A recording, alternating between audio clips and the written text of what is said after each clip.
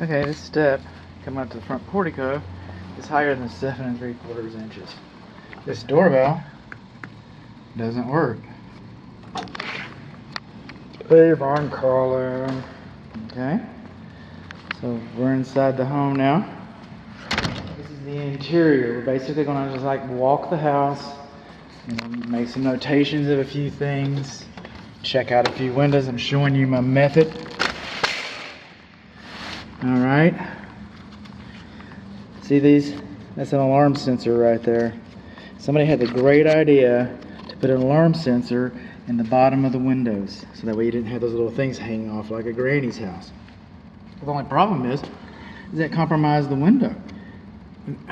Water, this whole windowsill, you see the way it's designed?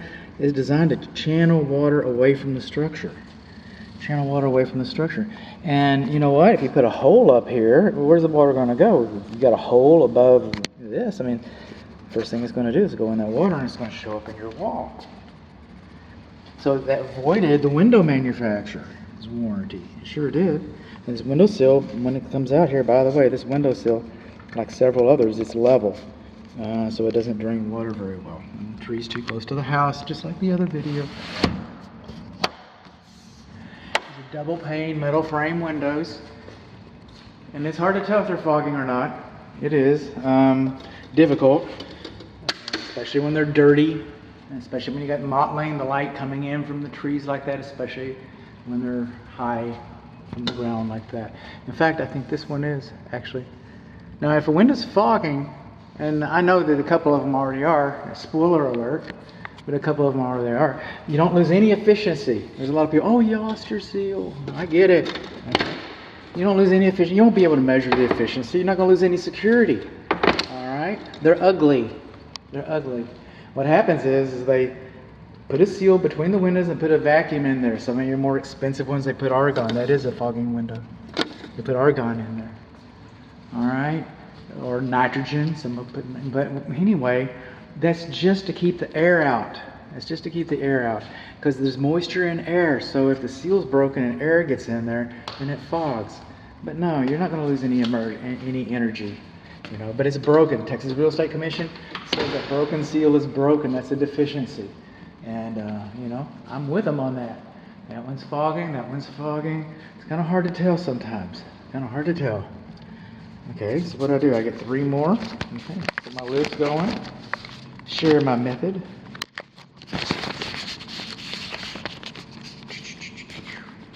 There we go. Need a pen.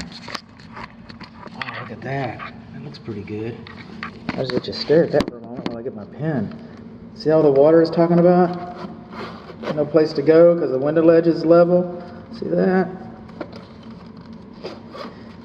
Huh. Pretty incredible. Back to windows. Back to fogging. There we go. 1, 2, 3. 5 so. 5 so far. 5 fogging windows so far. And these windows look like they're original to the house. A double pane metal frame, original to the house. It's probably time, My house is 1964. It's got original windows. I'm telling you, it's time for me to replace my windows. This house isn't quite as old as mine, but you get the idea.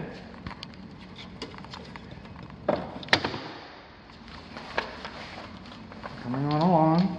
I think I've already done this one. I've done all of them upstairs for sure. I'm missing a couple in the parent bedroom. I know that. Now this is not sounding so familiar.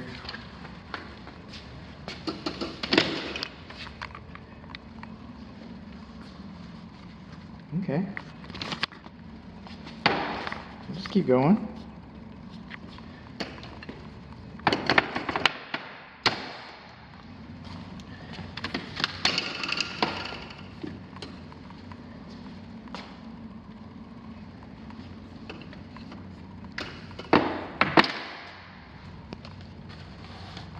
And by the way, I saw a roofing contractor business card in the windowsill before I started making this glorious video.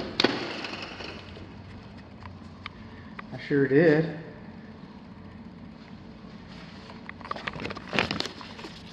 Now, some windows fog real severely. All right? I mean, there's no question about it. It's pretty obvious. It looks like a science project when you're in grade school. You know, but some of them are a lot more subtle. You just barely, and that's why we have these faux muntins inside the windows. They're conductive, and the glass is an insulator, and you can kind of see how it just the seal starts ghosting right around these corners. There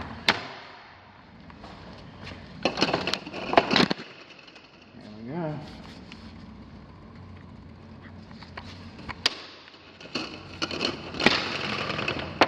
Nice plantation shutters.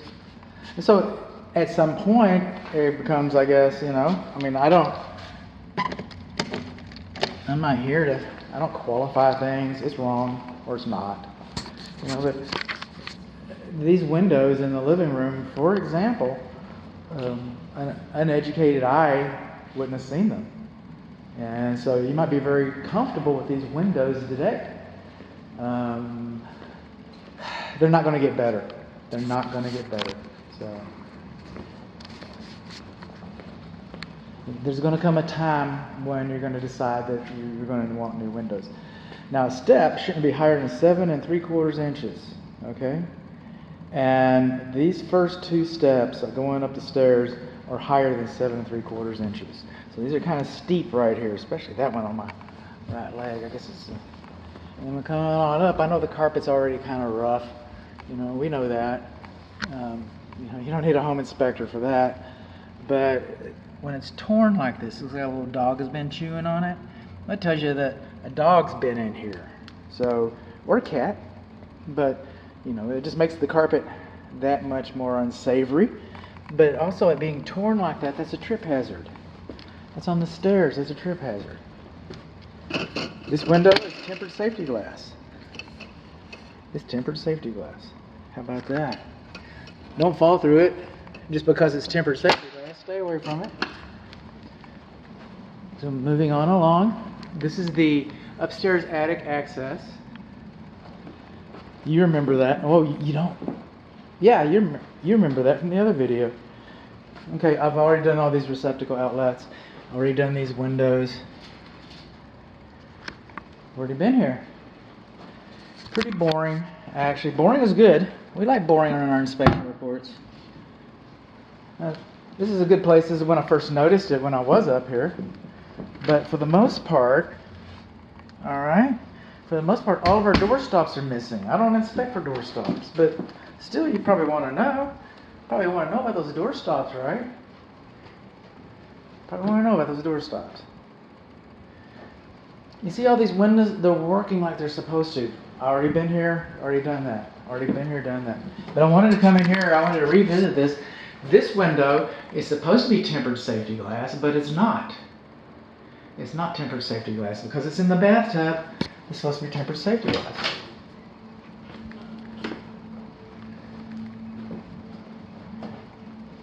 Okay.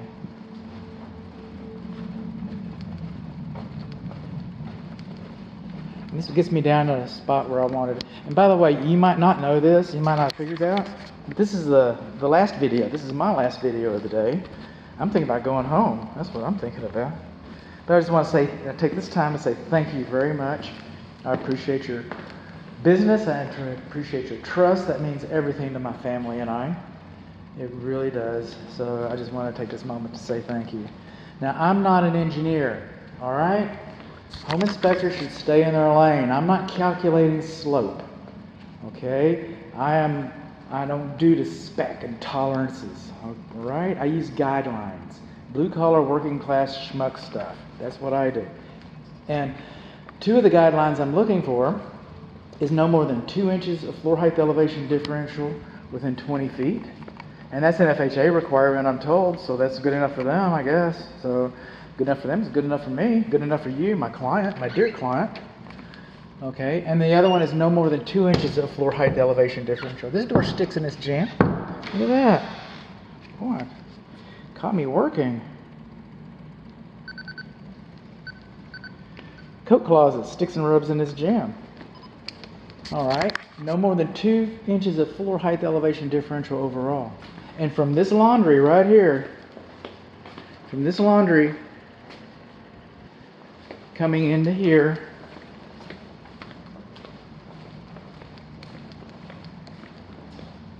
to this corner of the formal dining area, there are 2.3 inches of floor height elevation differential. That's more than 2. This bottom floor is probably 2,500 square feet. This is a big footprint for 3/10 of an inch. I would never dissuade my client from seeking perfection. All right, I'm not going to do that, but I'm just saying that if you hired an engineer based on that measurement, you're probably going to be buying peace of mind. You're probably going to be buying peace of mind. The laundry was the highest point, and this is 2.3 inches lower than the laundry. All these other measurements are between those two measurements. All the other ones that I made, of the other ones that I did make, they're all between those two measurements. And again, you know, we have trees too close to the house. You bet we do. All right. But the windows are working, and for the most part, there's a door, but the doors are working. All right. It's amazing that this door is the one that's between the laundry and the dining room, and I call that a coincidence, huh? Talk about connecting the dots. But you know, yeah, the trees are too close. Yes, we've got some signs of movement on the exterior. It's my opinion that this foundation is functioning as intended, you know, today, and has been apparently for a while. And again, I'm not dissuading you from getting another opinion, but that's what it is. Now the floor covering, this wooden floor covering, I'm not supposed to measure. I'm not supposed to. I don't have to. I'm not required. It's beyond the scope to measure floor height elevation differentials, and so is it to do moisture content in the floors. All right. But in the floors, I was getting let me get around this. Where are you? There you are. It's not sophisticated equipment I'm using for this. I bought it on the end cap by the cash register and just had the wants when I was buying a tool like a kid. So I plopped down that $20. I got me a moisture meter, Yahoo. So, but anyway, it's all relative. But I'm getting between 10 and 15% moisture content in this bottom floor. And 10 is within, you know, what most floor covering manufacturing, you know, reps would say that's good. Depending on the brand, 15 might be good. Depending on the brand, 15 might not be so good.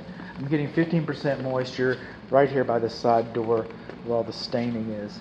We got staining here, and we've got staining here. We got staining everywhere, but we got staining here. But these are the most predominant areas where the staining is. It looks like there's been some repair over here in this corner. It looks like there's been some repair over here in this corner by the front entry. And in fact, I know there has been. So I don't know what that was about. That could have been foundation repair. I don't know. Inquiring minds. Okay, we're coming along here. All right.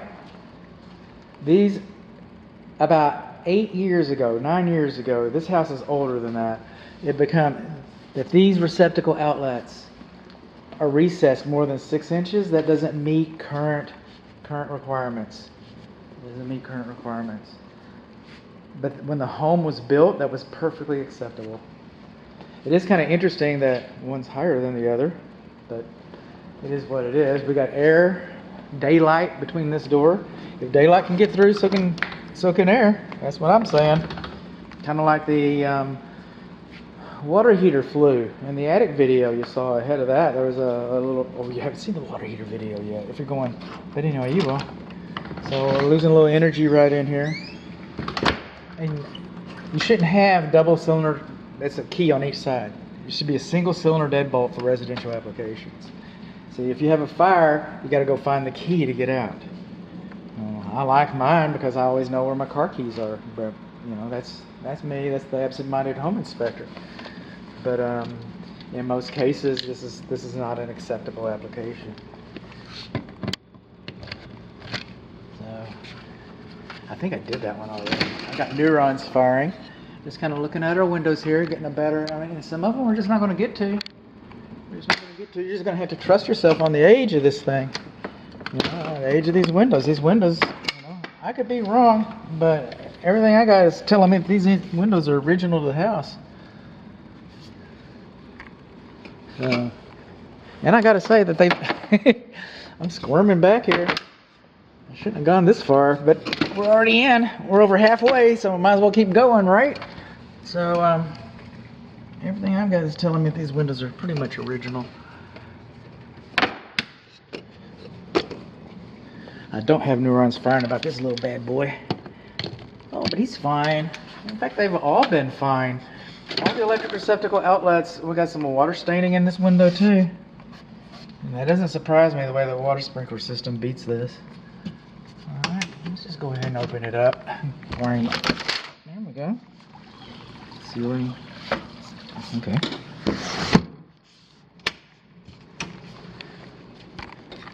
Right in there, see that?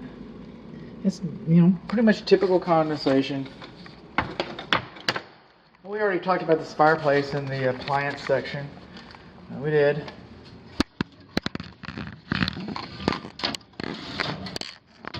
But you know me, I've got abandonment issues. I like to talk too much. Okay, these doors are either 100% open or 100% closed when you operate it. When you open them like this and the fireplace is running, you've created an auxiliary chimney. So what happens when you have an auxiliary chimney like that is the heat coming in here pulls up because the heat rises and it drags carbon monoxide out into the floor and puts you to sleep.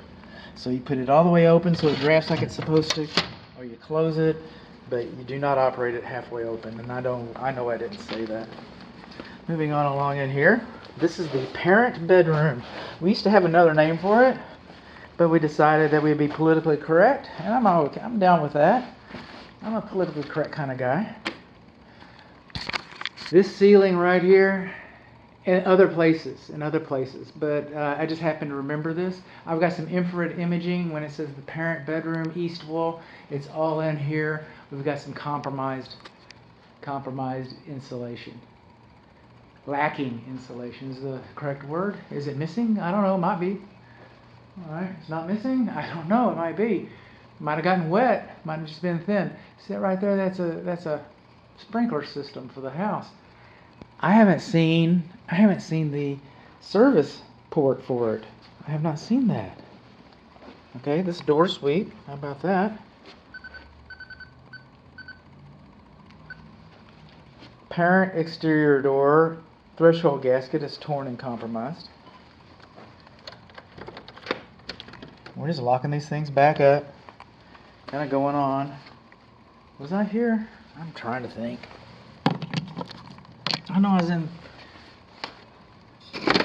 From the bathroom out, I know I was in here. Here we go. Let the light in. More moisture inside the windows. More moisture inside the windows. Check that out. More moisture inside the windows. All this. Is that fogging? Doesn't look like it. If I can find it, I like to. I'm a looker. No. Looks like we're doing okay. So stay with me. We're almost done. Alright? Stay with me.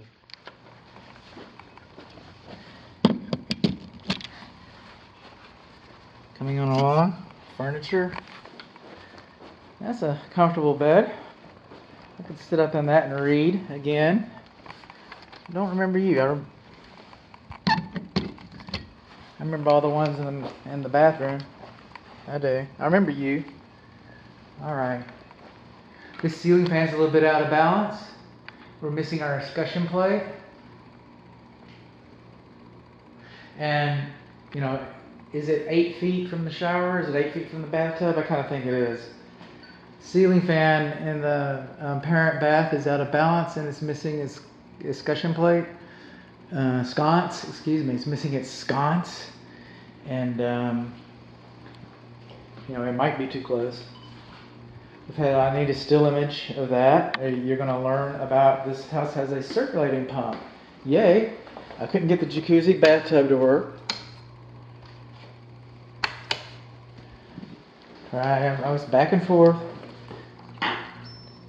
There you go. Don't make a liar out of me. Been here, done that. Another video. Been here, done that. Another video, another video, another video. Been here, done that. Another video. Okay, all these electric receptacle outlets, they work fine. I came back when I did the interior plumbing video and I had the ovens on bake. I came back when it was broil, and the broil came on. This air register does not blow. This air register does not blow. So what's wrong with that? This is, we're in the laundry, by the way. And I ran water, looking for more water, but we got some water damage right up here on the ceiling.